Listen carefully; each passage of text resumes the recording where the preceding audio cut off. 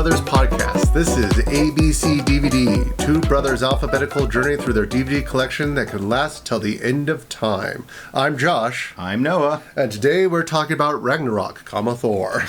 Yes. So, if you didn't catch it, we are doing a weird following the tagline of movies and not the actual Thor. And the reason behind this is we realized there's a lot of movies that start with star. Yeah. Star Wars, Star Trek, Stargate, Starman. Yeah. It got to the point it was just going to be easier to use the taglines for these films. Yeah, it also mixes it up a bit. That way you're not expecting what will happen this time next year, next season.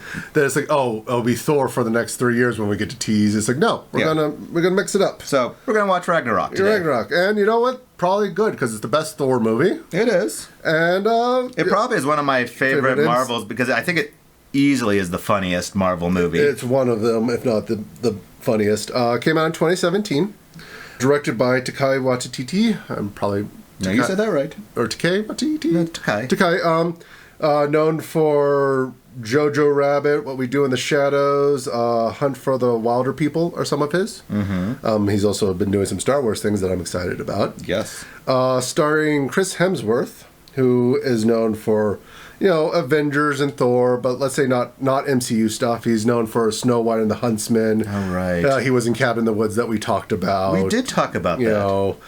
He was in an action movie called The Interceptor and Spiderhead, but he's Thor.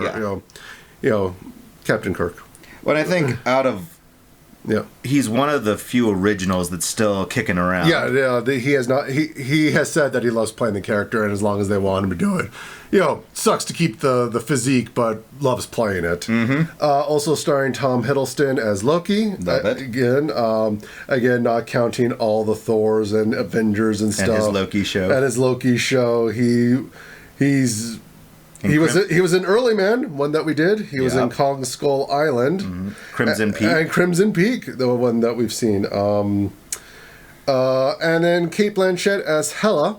Hela is the villain in this one. She's known mostly for Galadriel in Lord of the Rings films. Mm-hmm. She's also in movies like Carol, Blue Jasmine, The Aviator. She's in a lot of It's Cate Blanchett. It's Cate Blanchett. She's amazing. This is the 17th film of the MCU. Okay. So, and because I know that they do their phases. I think this is phase 3.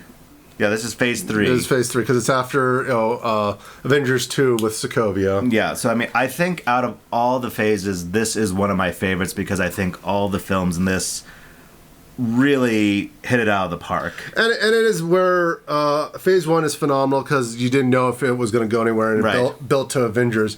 Phase 2 and 3 are building to the Avengers Infinity War and Endgame. Right. So phase 2 does have that kind of middle movie syndrome of the entire phase. Yeah. Where phase 3 is no, we're going right towards it. And I think this is where they took a lot of chances. This is where you get the Guardians of the Galaxy. You get things that weren't mainstream. Yeah.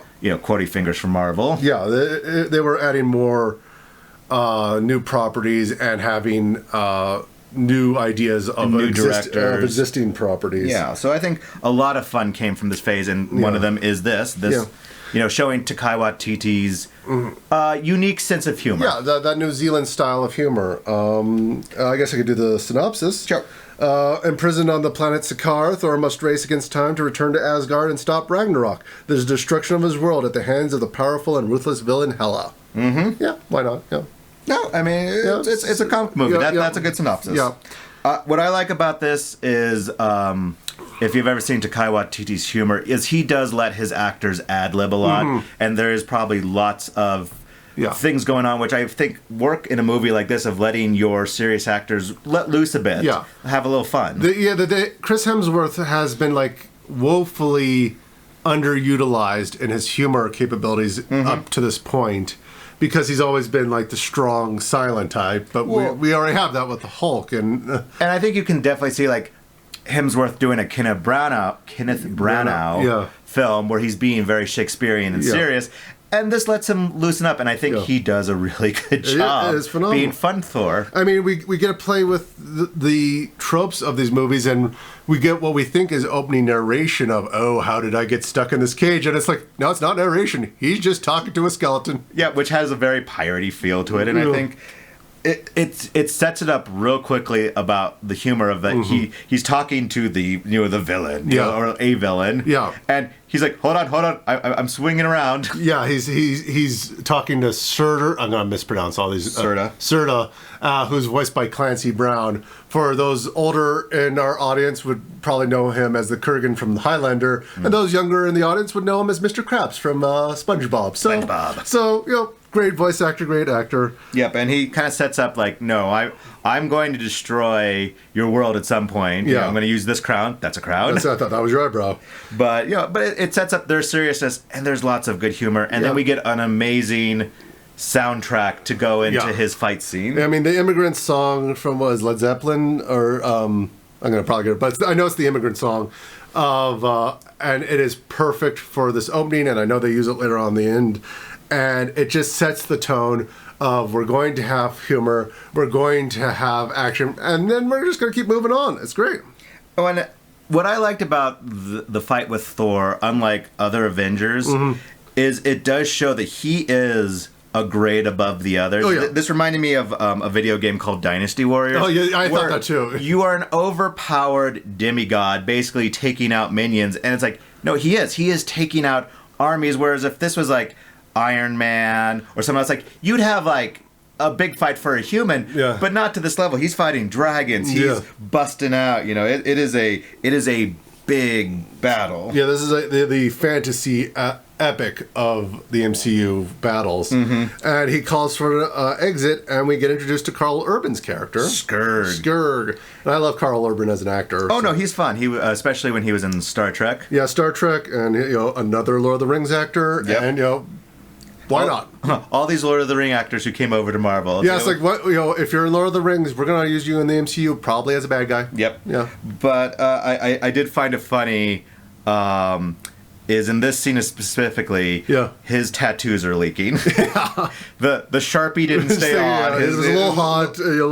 His mascara is running. But, I mean, he definitely is a dark comic relief of he's got all these gadgets that he's collected over the various worlds, especially Earth, of like the shake weight and his guns and and Thor comes back and he's like, hey, where's Heimdall? And they're like, everything's changed here. Everything's changed. It's like, because Heimdall was this impressive badass that they had never seen be impressive beyond just standing there and being intimidating, and now he's gone. What's going on? Exactly. But we go to, I think, one of the greatest cameo collections in the Marvel is the Thor play. The play within the movie. Yeah, which I'll let you talk about the cameos. So we have phenomenal casting in this play of having Luke Hemsworth, one of Chris Hemsworth's brother, play Thor, Matt Damon playing Loki, and Sam Neill playing Odin. It's like, this is a phenomenal cast for its own movie, let alone this tiny, insignificant play. And this is like the only time Lady Sif, who was one of the actresses from the other Thor movies and is surprisingly absent from this. This is the only mention of her. She had a scheduling conflict with her show Blind Spot, so she couldn't make it to this movie. So this was at least a nice, hey, we know she exists. She's just not here right now. And I remember watching, and she is really absent. And I know they bring her back in the fourth one, but it is, when we talk about the other characters, they, unceremoniously slaughter. But it's like, she is absent. Yeah, but this play is just rife with those things of having them talk about that time Loki turned Thor into a frog. It's like, oh, that's funny.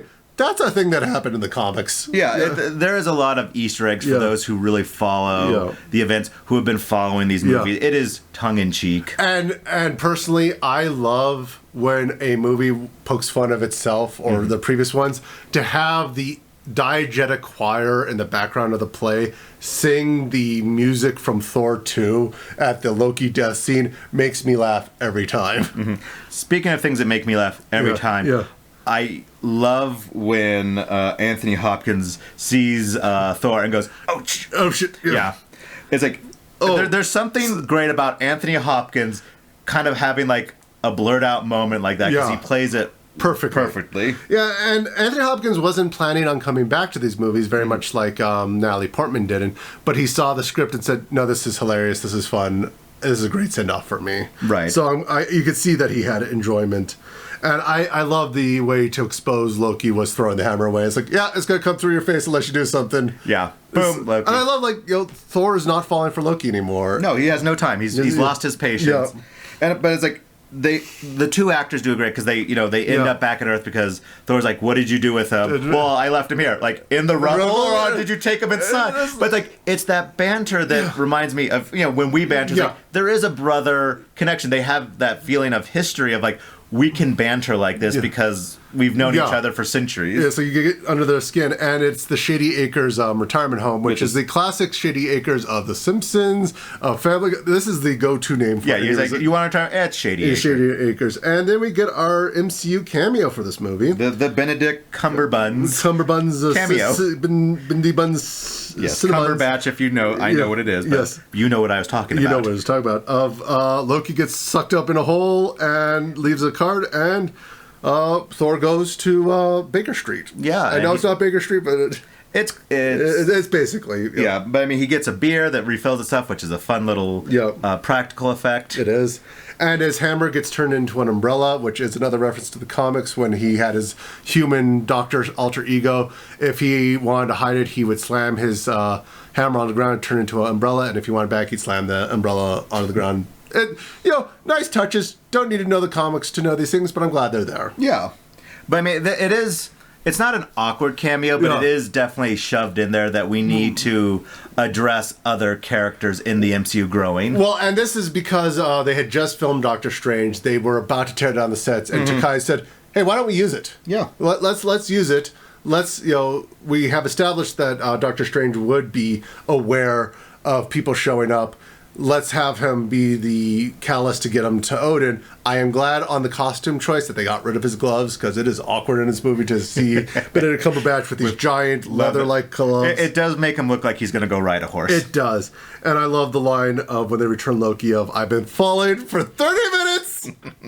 And he just, Benedict also has no time for Loki, just sends him to Odin. It's like, my cameo's over, we're done. Yeah. And I like this scene. I mean, it's very touching. It is. I didn't look into this. Is that actually where they build new? Yes. So this is for Thor 4 or for Avengers Endgame, and then Thor 4. This is the exact area where they build New Asgard. Okay, so they did. So the hammer does not move. I didn't think the hammer was like when no one says like this is a nice place. They go, yeah, we're just going to build here. We're just going to build here. Yeah. Spoiler. Yeah. But no, they have a touching moment. He basically says, yeah, I didn't tell you guys. You guys got a crazy sister. Now, this is, I don't know what it is in the comics, but I do know my Norse mythology, not as well as my Greek. But Hela's not their sister. That's Loki's daughter. So this is playing fast and loose with Norse mythology, but since this is comic Norse mythology, they can do that, and I'm okay with it, because otherwise we would have had a talk in the first two movies how the horse that Odin was riding was also Loki's child. So it's weird. We don't want to talk about it. It's Norse mythology. It's Norse mythology. But you get Hela, the goddess of death. She comes out in striking fashion, as Cate Blanchett can only do. And after seeing her costume and Loki's costume, you have to wonder, maybe Thor's the adopted one. It's like, or Thor was the boring child. It's like he never went through his goth phase. He just was straight and narrow. And I also and this is a common theme in the Marvel Cinematic Universe, is Cate Blanchett didn't want to do these until her children was like, Mom, I think you'd be really good. We want to see you in a movie, because this was true of her, of the grand leader in Guardians of the Galaxy. I know was one. I know Robert Redford was another one, because his grand. It's like, Michael in Ant-Man. Michael Keaton. Not Michael Keaton. That's Batman. Douglas. Yeah. But Michael Douglas. Yeah. But Batman would be amazing though. Well, Michael Keaton was in the MCU. He was, you're right. At this point, who hasn't been? You're right. He was in the Spider-Man. Oh my God. But it's like, I think it shows to the the fun and the openness, at least at this point in time, I can't speak to future MCUs, is that people were excited to be in it. You could get the A-list celebrities rather easy because their kids were excited to see their parents, grandparents. Grandparents in. And I was like, that's great for MCU. I'm looking at you, DC. You're dropping the ball. Exactly. But she comes out, kneel before me. Kneel before me. Destroys the hammer. They destroyed Meow Meow. Meow Meow. Meow Meow.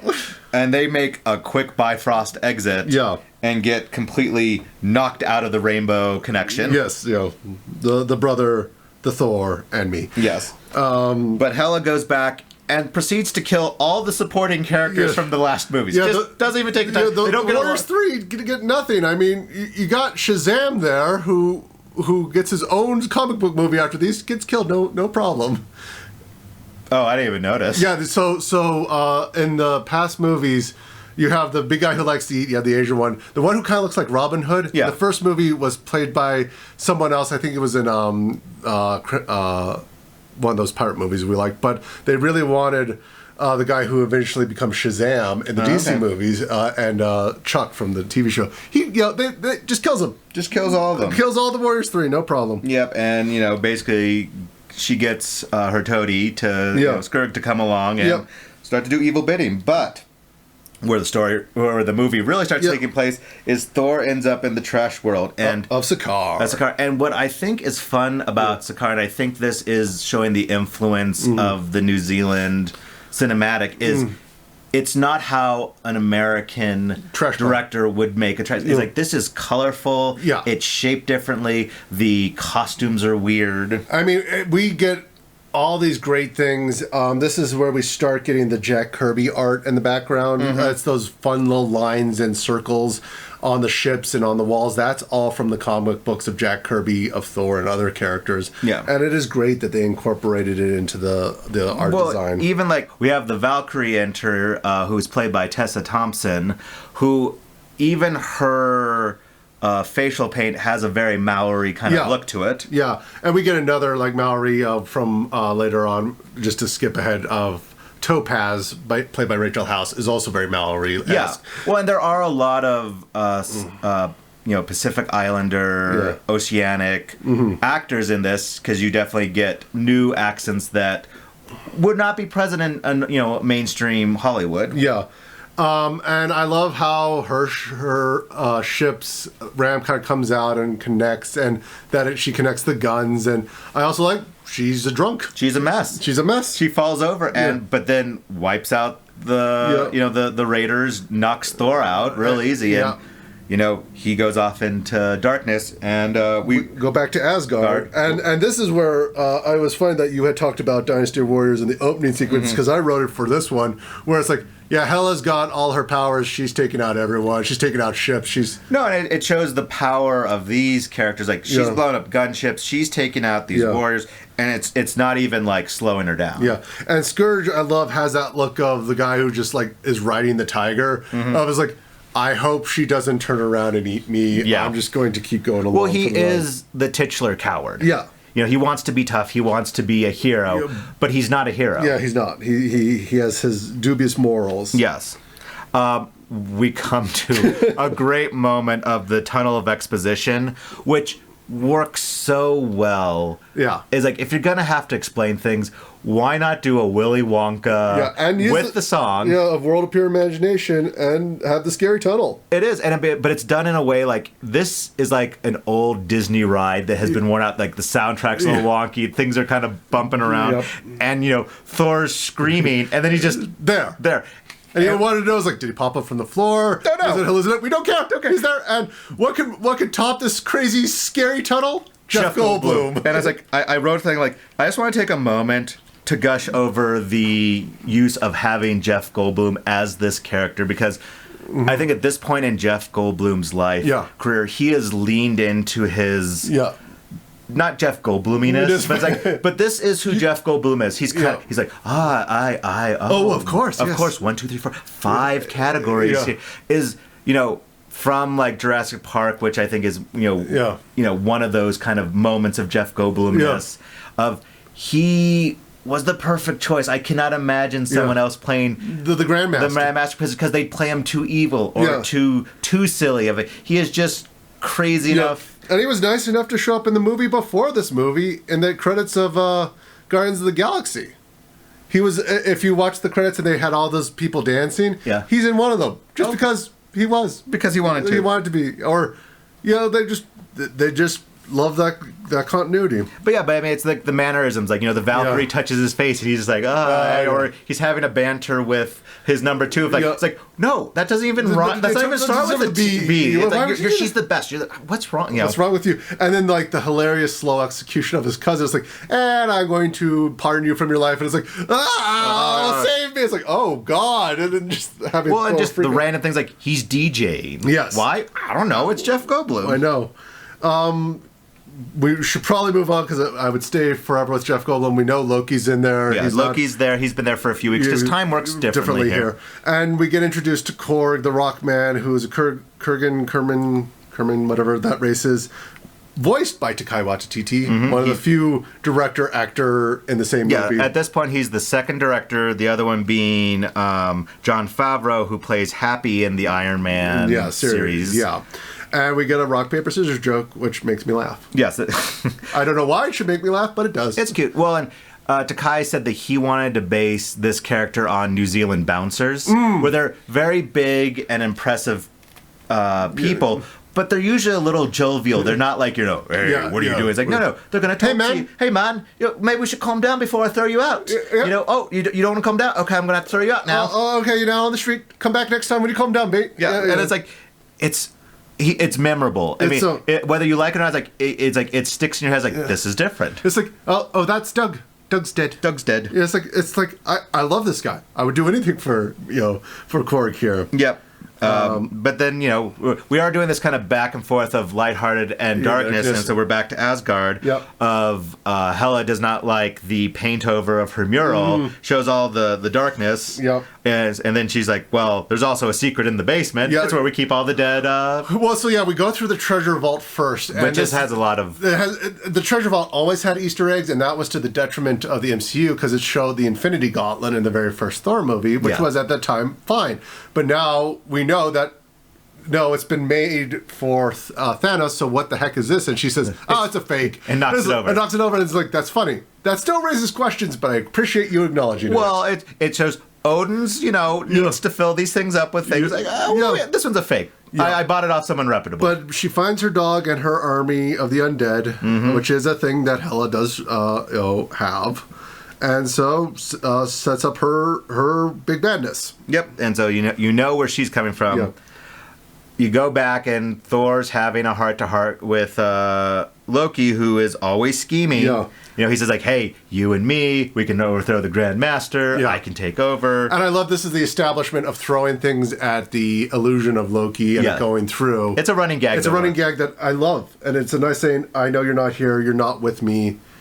It's a nice visual confirmation to what's happening. And he goes off and, Korg goes, piss off, ghosts. Piss off, scary ghosts. And then another phenomenal Korg line that follows right after this at the weapons rack. It's like they're talking about the hammer and how it's akin to a relationship. But then he's like, maybe you want this stick with 3 prongs on it. It's no good unless you got like 3 vampires that are really close to each other.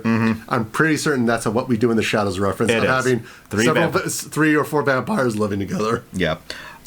We have the haircut scene, which is a Stan Lee cameo, which up to this point in Marvel films, everyone was always looking for the Stan Lee cameo because he was in all of them to that point. I mean, he's in even before this, he's been in X-Men cameos. It has been an impressive... And if you don't know who Stan Lee is, Stan Lee is one of the founders of Marvel Comics and a lot of the comic book characters. And creator of a lot of the comic book characters. And he has cut Thor's hair, which is what they did to Roman gladiators, so why not, alien gladiators? Well, we are good. There is this Colosseum scene, and I want to vent a frustration about this movie.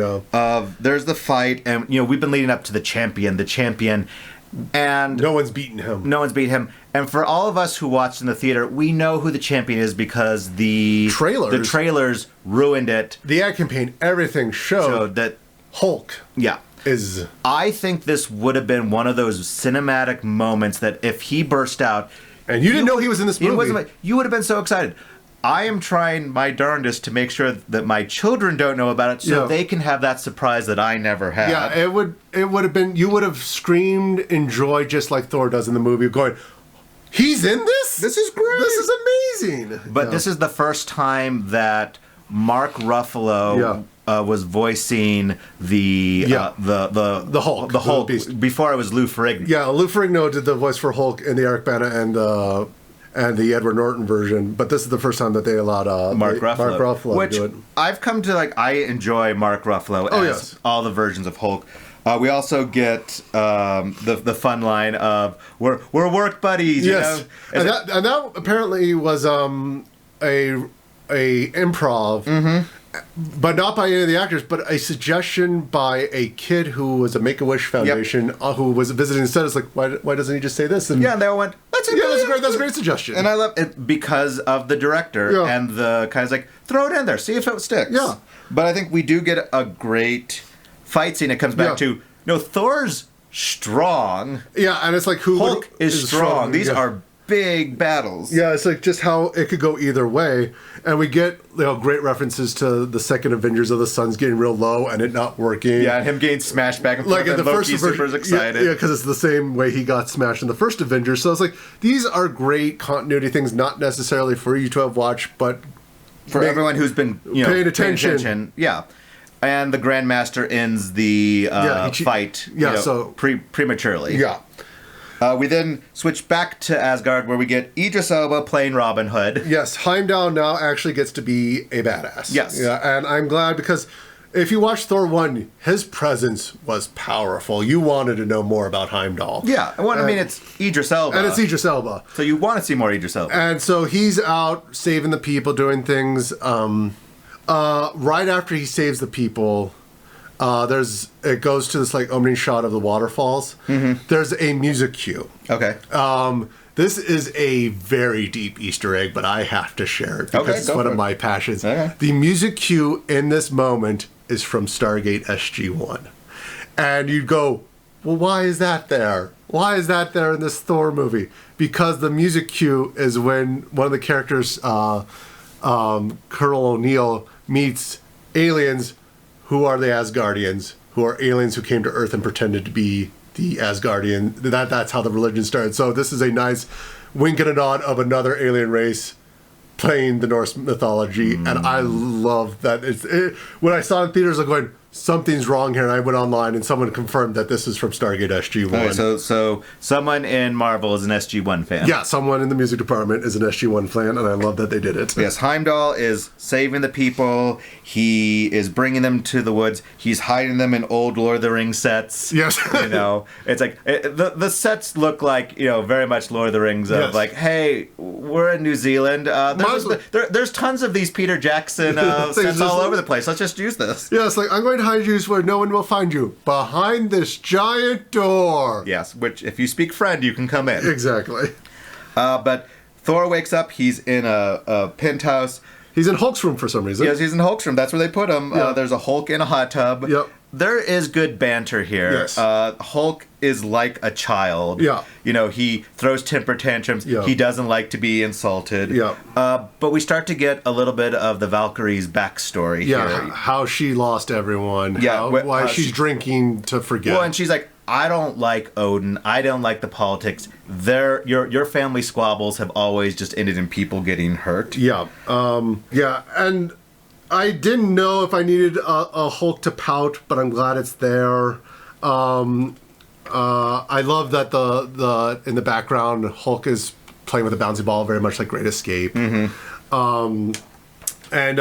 There's this moment where they're talking about like there are different type of anger. Hulk's got this great fire. Thor's got this minor fire. You can see Chris Hemsworth trying not to laugh. Mm-hmm. So there must have been an outtake, but this is a great take. We're going to keep it. We're going to keep it. Yeah. And it's like, I am sure that Mark Ruffalo is saying something hilarious, and they're just trying to hold it together. And then Thor makes his escape from the room, and I noticed that he's wearing a new cape. which is the drapes from Hulk's room, which I don't know if it's a reference to the first Avengers where Iron Man says, "Does thou mother know you're wearing her drapes?" But if not, it's great it is.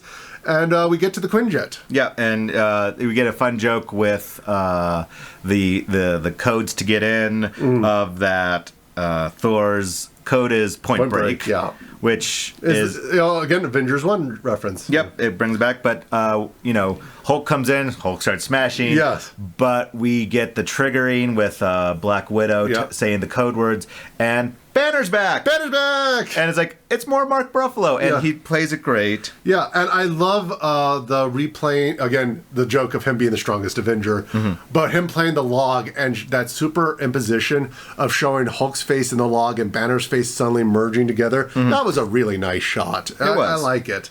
And just say that, that moment of, hey, for the longest time, Hulk and Banner each had a hand on the wheel, but now Hulk has been in control for several years. So it's terrifying to be out of touch, but it's like we kind of need him. But we get a quick scene with Valkyrie and Loki, and Loki brings up her deepest, darkest memory, and which I said is fun. But it's straight out of a Rocker's painted van. Oh yeah, it is. I mean, it is pulling from these kind of hard rock covers of like the Valkyrie on the flying Pegapods,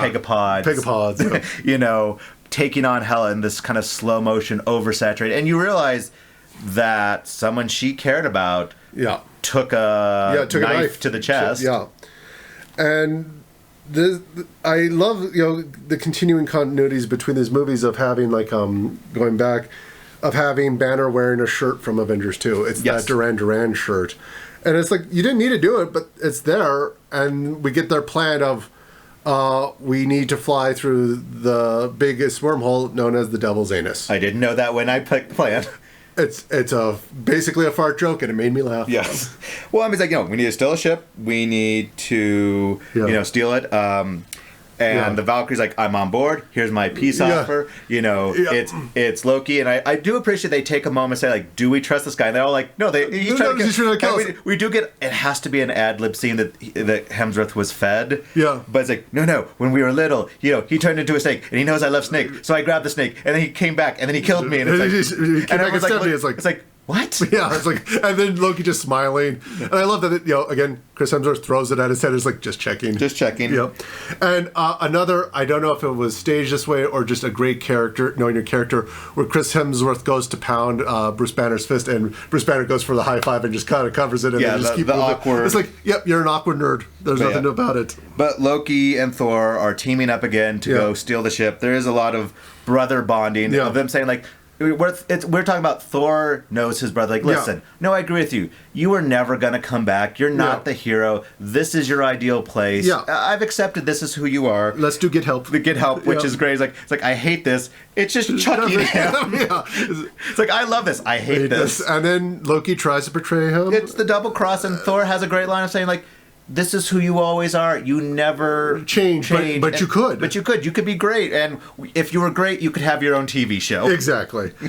And then we get this amazing ship that, has my favorite moment of if you push the big button. It's my birthday. I play that every year on my birthday. Yeah, it's your birthday. I like the ships, too. Yeah. Because they remind me of, like, dollar store spaceships that we would get as kids. Yeah, those micro machines, but they're not micro machines because they're off-brand. Yeah, off-brand, but it's the type of toy you would put in your pocket as a child. They all look junky but fun. Yep. Valkyrie and Thor just get out and tear them apart. Yep, by hand. Then they make it through the anus. Yep, they make it through. All the way up. We get set up for the final fight.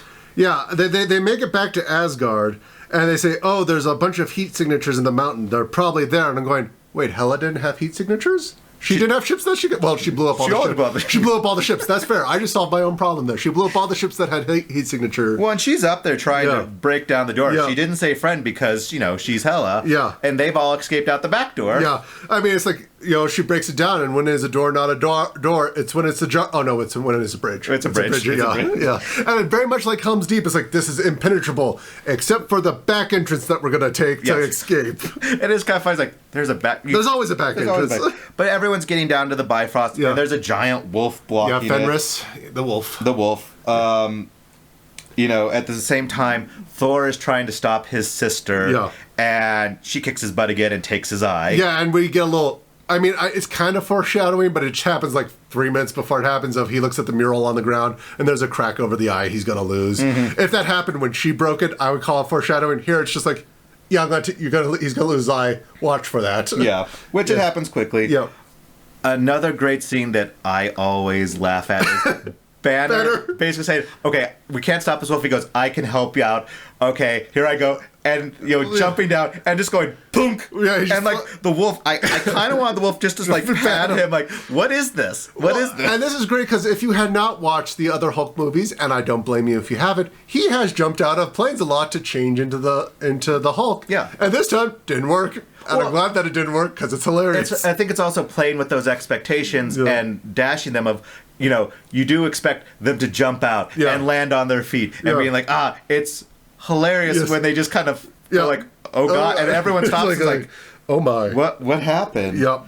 But then, he turns the revolution of Korg, who, was in the background helping out, shows up at the last minute to save you go, people. well, why would they be there? And it's like Loki. Loki has actually learned his lesson. He did. He came back for his people. He has a redemption arc, which I'm going to kind of compare to Skurg's, which so I know you want to redeem him, but to this, he's hiding himself. I'm like, he's got it. He does the Titanic. I have a child, and hides him there. And at the last minute, pulls out the gun. And yes, he does something. But when he's looking up the people, I kind of want one of the people to flip him off. Be like, you're not a good guy. It's like, yes, you're undoing the thing. You're saving us from you. In essence. So it's like this whole movie, you've been a jerk.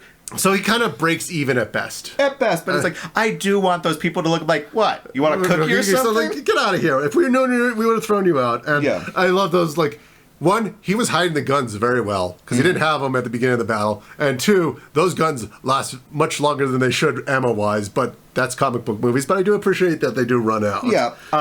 Thor continues to get his butt kicked, and so he gets to have a pep talk from Ghost Dad. From Ghost Dad. It's are you the god of hammers? It's like, what are you? What are you? What are you the god of? Yeah. I'm the god of thunder! And then, still, but it's still not enough to stop her, and then it's that, the thing we've been trying to avoid is the thing that's going to help us. Mm-hmm. We got to get Ragnarok to kick off, and we get Loki...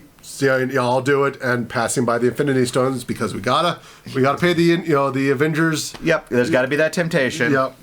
But there's a great scene of Hulk trying to smash. Yeah, Serta. Yeah. But it's like it is this kind of mythological story. It's like, listen, you cannot. Stop certain fates. This is going to happen, and he's like, I know you don't like it, but it's like the people are the important part, not the place. Yeah. And then we get this great brother moment between Thor and Loki. Oh, it's like, I wish you were here. I wish you were here. If you were, because you've learned your lesson, I'd give you a hug, and he tosses it, and Loki catches it, thus paying off this moment. And you finally get that idea that Loki is now an anti-hero kind of thing. Yeah. And we get some phenomenal Taika Waititi as Kurg lines at the very end of, if the foundations are strong, this will be a great place for all aliens, and then explodes. Oh, no, the foundations are gone. Yep. And Meek's alive, guys. Meek's alive. It's a fun ending, and it definitely sets up the next movie. Yes. You have this giant ship. Thanos' ship is there. Is next to their big ship, and it's like, that's the first credit scene is... Thanos. Thanos' ship is going to capture them. And then we get through all the amazing credits, very colorful, to the end of, hey, what happened to Jeff Goldblum?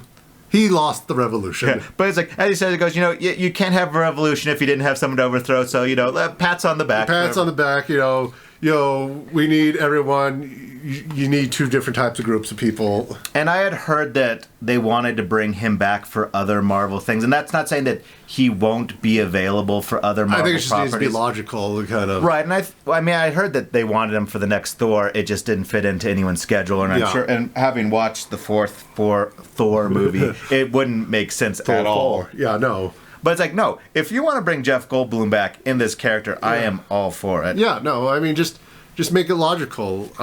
You need it to be fun, Well, and I think if you've been involved with any of the Marvel movies, I know there are people who are not into superhero films. This is fun because it does poke fun at the superhero films a little bit. It definitely makes fun of other Marvel properties, and I think it stands out as one of the unique films in this anthology. And as we said, it allowed Chris Hemsworth to spread his acting chops, to be funnier, to be action-packed and also have moments. And I would highly suggest it. Oh, yeah. Even if you haven't seen the other ones, I think you can still have a lot of fun with it. I think you have more fun if you've kind of gone along the journey. But I'm also happy that, Marvel/Disney has taken a chance on Taika Waititi. Yeah. Because it's a different style of humor that is not American mainstream, and he does have a unique enough eye to change properties, I think, for the better, because I have yet to see something where I'm like, oh, that's not good. Like, no, he does a good job. I think he's thorough. Yeah, and even the things that I'm not the biggest fan of have a huge following. Yeah, no, What We Do in the Shadows is definitely a big... No, I wouldn't even say cult now. It is mainstream. It's mainstream with the TV show, and people love it. So, definitely give this a chance. Don't punk out on it, because... And the tee up and the swing is our next movie is SLC Punk. What does SLC stand for? Salt Lake City. Salt Lake City Punk. Explain to the people what this is. So this is, I think I would call it a cult classic. Okay. This is a movie about the punk scene in Salt Lake City in the late 80s, early 90s. It is a fun comedy.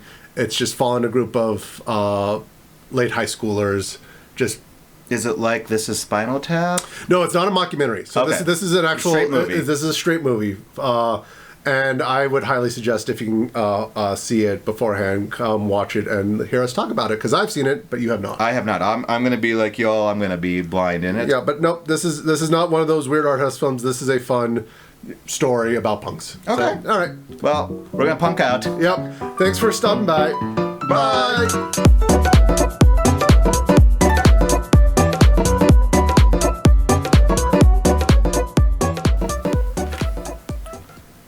All right. A land of ice and snow.